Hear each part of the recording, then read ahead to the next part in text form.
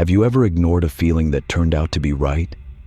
Maybe someone smiled too long, or stood too close, or asked a question that felt like they already knew the answer. I still remember the exact sound the door made when it closed behind him. A soft click. Nothing dramatic, just the kind of sound you hear 100 times a day without thinking. But that night, it felt final, like a lock sliding into place. I was 24, living alone in a third-floor walk-up in Eugene, Oregon. The kind of building where the hallway smelled like someone else's dinner, and the walls were so thin you could hear your neighbors sneeze. I'd been on dating apps for a few months, not seriously, just casually swiping when I was bored or couldn't sleep. That's how I matched with Ethan. His profile seemed normal. A picture of him hiking, another one with a dog, a bio that said he worked in IT and liked craft beer. We messaged for about a week before he asked if I wanted to meet up. I suggested coffee. He suggested dinner. We compromised on drinks. The bar was crowded, which felt safe. He arrived on time, dressed clean, smiling like someone who'd done this before. For the first hour, everything felt easy. He asked about my job. I asked about his. We laughed at the same joke about how terrible dating apps were. But then he started asking about where I lived. Not in a creepy way. At least, not at first. "Do you live nearby?" he asked. "Not too far," I said. "Alone?" I hesitated. "Yeah." He nodded slowly like he was filing that away. "That must be nice," he said. "Having your own space." I shrugged. "It's quiet." "Quiet's good," he said. Then he smiled. "I like quiet places." Something about the way he said it made my stomach tighten. After the second drink, he offered to walk me home. I said no. He insisted. Said it wasn't safe this late. I told him I'd be fine. He stood up anyway, grabbing his jacket. "Come on, I won't sleep if I don't know you got home okay." I didn't want to seem rude or paranoid, so I let him walk with me. The whole way he stayed close, too close. When we reached my building, I stopped at the main door. "Thanks for tonight," I said, reaching for my keys. "Which floor?" he asked. "Third," I said without thinking. He nodded. "Good to know." That phrase stuck with me all night. Good to know. Why did he need to know? I went upstairs, locked my door, and tried to shake the feeling, but I couldn't. Around midnight, I heard footsteps in the hallway. Slow, deliberate. They stopped outside my door. I held my breath. Then I heard it. The doorknob turned, just slightly, like someone was testing it. I crept toward the door, heart hammering, and looked through the peephole. Ethan. He was standing there, staring at my door like he was deciding something. I didn't move, didn't breathe. After what felt like forever, he walked away. I called the police. They came, took a report, said they'd drive by a few times that night, but they also said something that made my blood go cold. "Did you give him your address?" "No," I said. "Then how'd he know which apartment was yours?" I didn't have an answer. The next morning, I checked my dating app. Ethan had unmatched me, but he'd also sent one last message before he did. "You should lock your windows too." I moved out 2 weeks later. I never found out how he knew which apartment was mine, but sometimes late at night, I still wonder, was he waiting outside the whole time I was getting ready? Did he follow me home before that night? And if I hadn't locked my door, would he have come inside? Some questions don't need answers, because the fear they leave behind is enough. The scariest people aren't strangers. They're the ones who know your routine, your schedule, the exact moment you'll be alone. Drop a comment and tell me what time it is where you are. And if you've ever felt like someone was watching you, I want to hear about it. I still remember the smell of his cologne, sharp, chemical, like it was trying too hard to cover something underneath. My name is Vanessa Cole, and for 3 years I worked independently as an escort in Portland, Oregon. I wasn't ashamed of the work. It paid my rent. put me through nursing school, gave me control when everything else in my life felt chaotic. I screened clients carefully, never gave out my real name, never met anyone without verifying their identity first. But some people slip through the cracks, and once they're in, they never really leave. His name was Richard, at least that's what he told me. Mid-40s, tall, clean-cut, the kind of guy who wore pressed shirts and expensive watches. He contacted me through a website I used back then. His messages were polite, professional. He wanted an hour, dinner first, hotel after. I agreed. The first meeting went fine. He took me to a nice restaurant, paid in cash, didn't push boundaries, didn't ask personal questions. At the end of the night, he tipped well and said he'd like to see me again. I said sure. That's how it started. Over the next few months, Richard became a regular. Once a week, same routine, dinner, hotel, polite conversation. He never got rough, never acted strange. But there were small things, like how he always asked what I'd been doing that week, where I'd gone, who I'd seen. At first, I thought he was just making conversation, but then he started repeating things back to me. Details I didn't remember telling him. "How was that coffee shop on Burnside?" he asked once. I froze. "I didn't tell you I went there." He smiled. "You must have mentioned it." But I hadn't. Another time, he asked about my car. "You getting that dent fixed?" I stared at him. "What dent?" "On your back bumper," he said. "Passenger side." My stomach dropped. I'd gotten that dent 2 days earlier, in a parking lot, alone. I hadn't told anyone. "How do you know about that?" I asked. He shrugged. "Lucky guess." That's when I started paying attention. I began noticing his car, a silver sedan, nothing flashy, but I'd see it in places I shouldn't. Near my gym, outside the grocery store I went to, parked down the street from my apartment. At first I told myself it was coincidence. Portland's a small city. People cross paths. But then I saw him. I was leaving a coffee shop one afternoon, wearing sweats and no makeup.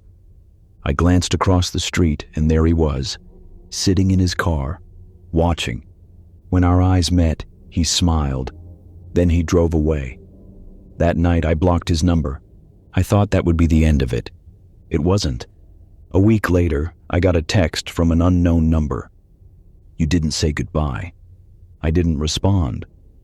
Another text came. "I know you're reading this, Vanessa." My real name. The name I never gave clients. My hands shook as I typed back. "Leave me alone or I'm calling the police." The reply came instantly. "You won't. You don't want them asking questions about your work." He was right. I didn't respond again, but the messages kept coming. Pictures of me, walking to my car, leaving my apartment, at the gym. All taken from a distance, all time-stamped within the last few days.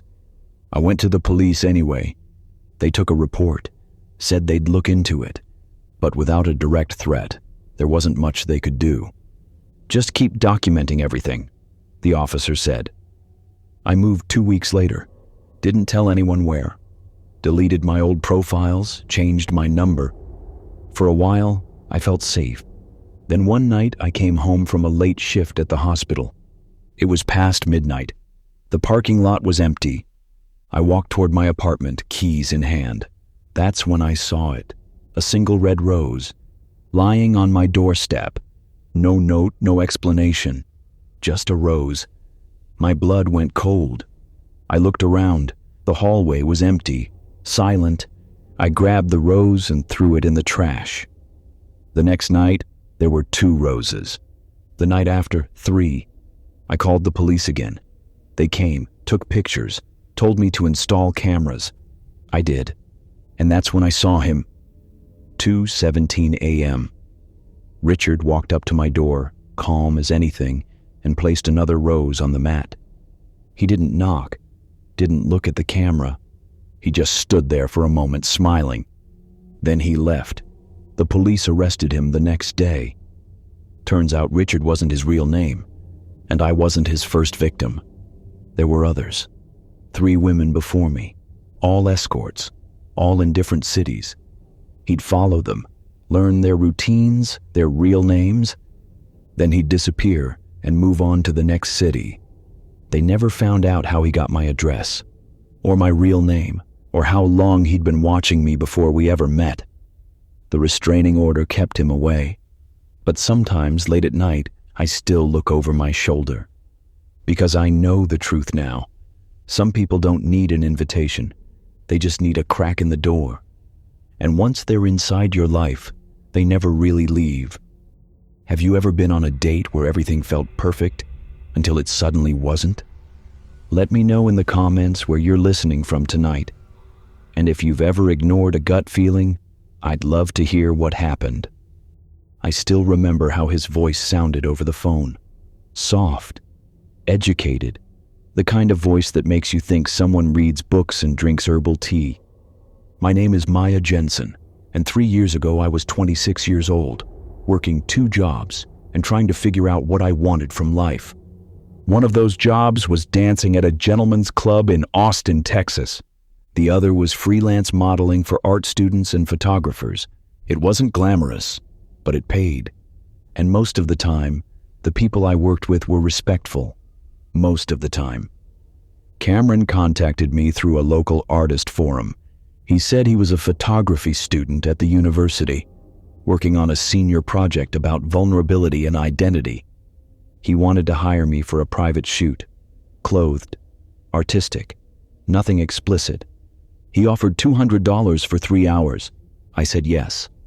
We met at a public park first. His idea. I always like to meet my models beforehand, he said. Make sure we're on the same page. He looked exactly like his profile picture. Early 30s, glasses, messenger bag slung over one shoulder. He showed me his student ID, his portfolio, even a letter from his professor. Everything checked out. We talked about the shoot, the concept, the location. He wanted to use an old warehouse space on the east side of town. I rented it for the afternoon, he said. Natural light, exposed brick. It'll be perfect. I hesitated. Warehouses felt risky, but he seemed genuine, professional, and I needed the money. So I agreed. The day of the shoot, I told my roommate where I was going. Sent her the address, the time, Cameron's phone number. Text me every hour, she said. I will, I promised. The warehouse was exactly where he said it would be, a large industrial building with faded paint and narrow windows near the top. Cameron was already there when I arrived, setting up lights, arranging props. Hey, he said, smiling. Ready? I nodded. The inside was bigger than I expected. Open space, concrete floors, exposed beams overhead. It felt cold, empty, but the light coming through the windows was beautiful. Cameron handed me a chair and a piece of fabric. Just sit naturally, he said. Hold the fabric however feels right. I want this to feel organic. I did what he asked. For the first hour, everything went smoothly. He took pictures, adjusted angles, gave gentle direction. Tilt your head. Good. Now look away. Perfect. He was calm, respectful, professional. Then he asked me to move to a different part of the warehouse. There's a room in the back, he said. The light's better. I followed him down a narrow hallway. The farther we walked, the darker it got. The walls felt closer. The air felt heavier. We reached a small room at the end. It had one window, high up, barred, and a single metal door. This is it, Cameron said. Something in my chest tightened. It's kind of dark, I said. That's the point, he said. Contrast, light and shadow. I stepped inside. He followed. Then I heard it. The door closing, not slamming, just a soft final click. I turned. Cameron was standing in front of the door. His expression hadn't changed, but something in his eyes had. Why'd you close the door? I asked. To control the light, he said. Can you open it? He didn't move. Cameron, I said, open the door. He smiled, not warmly, just smiled. I will, he said. In a minute. My pulse quickened. I want to leave, I said. Not yet, he said. We're not finished. I pulled out my phone. No signal. Concrete walls, metal door, too deep inside the building. Cameron noticed. You won't get service in here, he said. I checked. My stomach dropped. Let me out, I said, firmer this time. He took a step forward. I just want a few more shots, he said. Then you can go. I moved toward the door. He blocked me. Don't do that, he said. His voice was still soft, still calm, but the air between us had changed. Move, I said. Sit down, he said. No. His jaw tightened. I paid you, he said. You agreed to this. I agreed to a photo shoot, I said. Not whatever this is. He stared at me for a long moment. Then he reached into his bag. My heart slammed against my ribs, but he didn't pull out a weapon. He pulled out a camera. Just sit, he said, and we'll be done. I didn't sit. I lunged for the door handle. He grabbed my arm. Not hard, not violent, just firm enough to stop me. Don't make this difficult, he said. That's when I screamed, loud as I could. He flinched, let go. I yanked the door open and ran, down the hallway, through the warehouse, out into the parking lot. I didn't stop until I reached my car. I locked the doors, started the engine. Hands shaking so badly I could barely grip the wheel. Cameron didn't follow me. But when I looked back at the warehouse, I saw him, standing in the doorway, watching, still holding his camera. I drove straight to the police station, filed a report, gave them his name, his number, the address. They went to the warehouse the next day. It was empty, no lights, no props, no rental agreement. The building had been abandoned for years. When they tried to contact Cameron, his number was disconnected. His student ID was fake. His professor didn't exist. And the portfolio he'd shown me? It belonged to someone else, a real photographer in another state. Someone whose identity Cameron had stolen. I never found out his real name, or what he'd planned to do once that door was closed. But I think about it sometimes, late at night, when I'm alone, and I wonder how many other women he contacted, how many said yes, and how many of them made it out. Sometimes the most dangerous person in the room is the one who seems the safest. Tell me in the comments where you're listening from and what time it is right now. And if you've ever had a date that started great and ended terrifying, share your story below. I still remember the way they looked at each other, like they shared a secret, like they were playing a game only they understood. My name is Jordan Riley, and for 2 years I worked as a private companion in Seattle, Washington. I wasn't on the streets. I had a website, a screening process, references. I thought I was careful. I thought I could see danger coming. But danger doesn't always look dangerous. Sometimes it looks like a married couple holding hands. They contacted me on a Thursday afternoon. The message came from a woman named Claire. She said she and her husband were looking for someone to join them for an evening. Dinner first, then back to their place. Nothing rough, nothing weird, just companionship. She offered $500 for 4 hours. That was more than I usually made in a weekend. I asked for references. She provided them. 2 other workers I knew. I reached out to both. They confirmed. Said Claire and her husband were polite, professional, paid well. So I said yes. We agreed to meet at a restaurant downtown. Somewhere public, somewhere safe. When I arrived, they were already seated. Claire was in her late 30s, blonde hair pulled back, elegant in a way that felt effortless. Her husband, David, was older, maybe mid-40s, suit and tie, calm smile. They stood when they saw me. "Jordan," Claire said warmly, "thank you so much for coming." She hugged me, like we were old friends. David shook my hand. Firm grip, steady eye contact. "We're so glad you could join us," he said. The dinner was perfect. They asked about my life, my interests, my goals. They listened, actually listened. Claire talked about her work in marketing. David talked about his law practice. They were funny, charming, comfortable with each other. At one point, Claire reached across the table and squeezed my hand. "You're even lovelier in person," she said. I felt myself relax.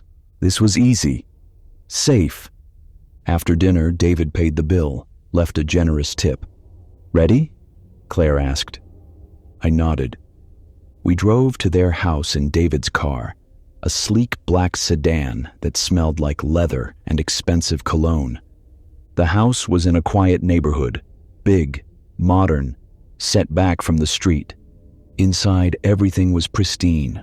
White walls, minimalist furniture, soft lighting.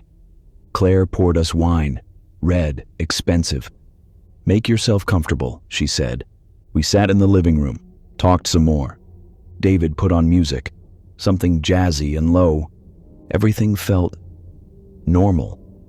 Then Claire stood up. "I'm going to change into something more comfortable," she said. "Be right back." She disappeared upstairs. David refilled my glass. "She really likes you," he said. "She's great," I said. "You both are." He smiled.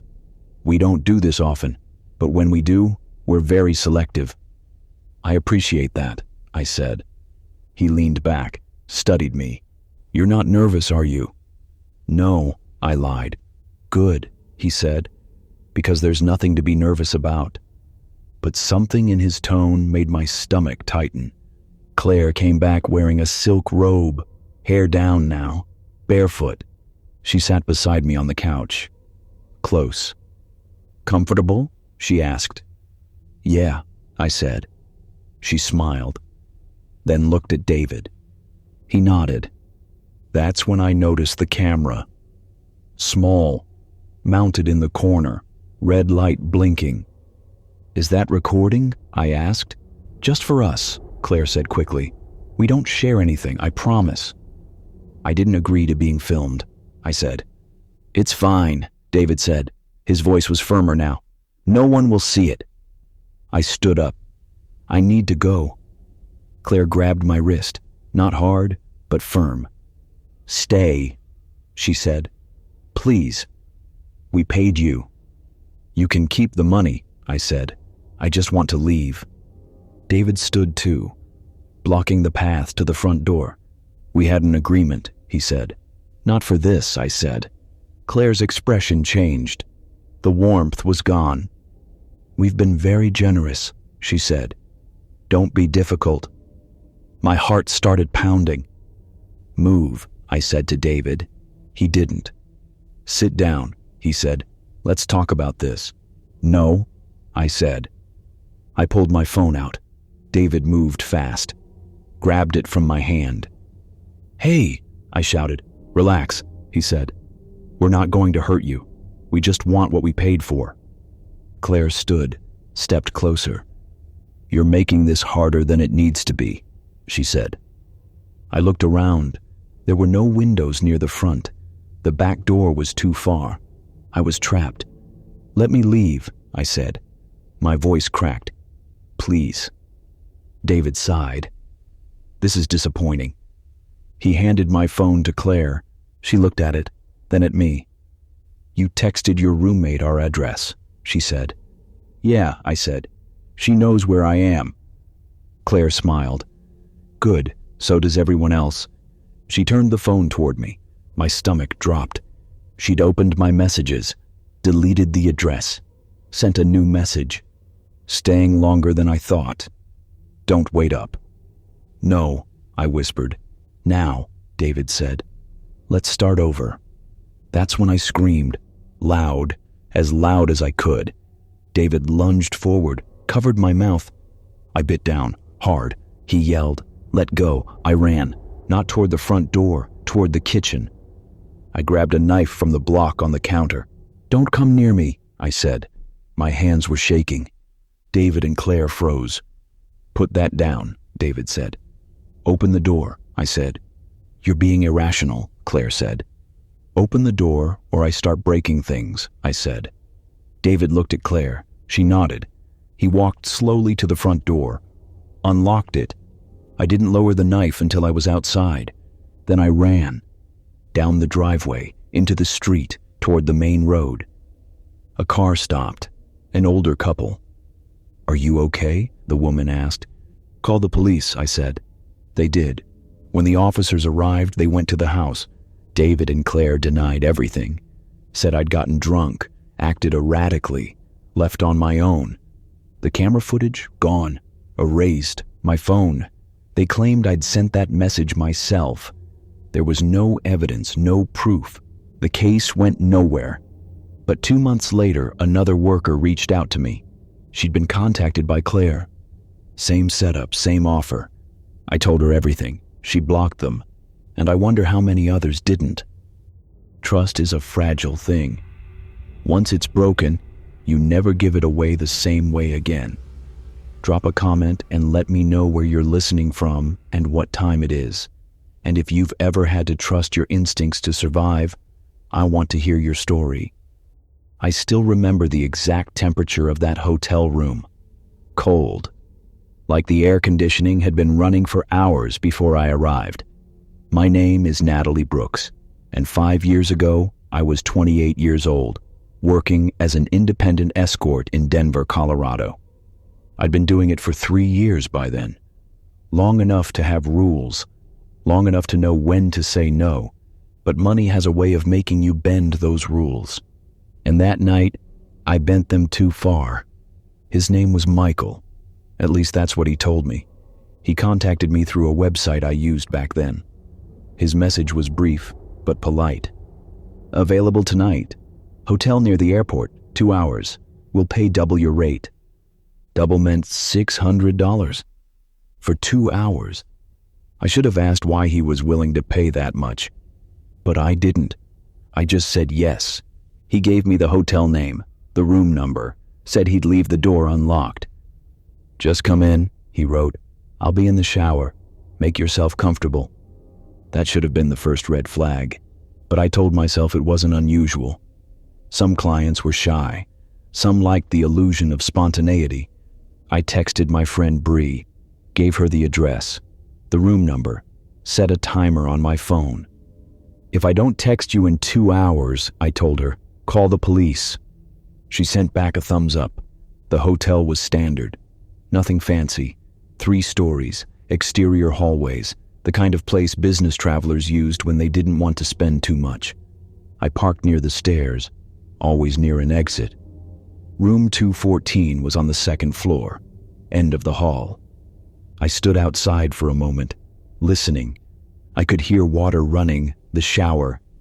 I knocked softly. No answer. I tried the handle, unlocked. Just like he said. I stepped inside. The room was dark except for the light coming from the bathroom. The door was cracked, steam drifting out. The air was cold, too cold. I closed the door behind me, locked it. "Hello?" I called. "Be right out," a voice called back, muffled by the water. I looked around. The bed was made, untouched. There was a chair by the window, a small table, a duffel bag on the floor. Everything looked normal, but something felt wrong. I couldn't explain it.